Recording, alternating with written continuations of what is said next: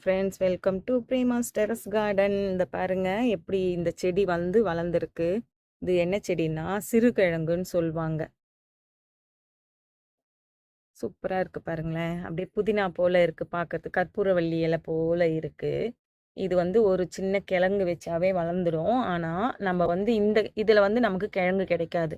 ஏன் கிடைக்காதுன்னு சொல்றேன்னா, இந்த தாய் செடியிலேருந்து நம்ம இந்த கிளைய கிள்ளி நம்ம தனியா திருப்பி வைக்கணும். இந்த கிளைய இந்த மாதிரி எடுத்துடணும். இது வரைக்கும் புதினா கிளை மாதிரி இதை கட் பண்ணி எடுத்துட்டு நம்ம தனியா நடணும். அப்போ வந்து நமக்கு கிழங்கு கிடைக்கும். தை மாசத்துல நமக்கு கிடைக்கும். இப்போ புரட்டாசி மாசம் டைம்ல இது வளர்ந்துருக்கிறதெல்லாம் நம்ம வந்து கட் பண்ணி நட்டு வைக்கணும். தனியா ஒரு தொட்டியில நட்டு வைக்கணும்.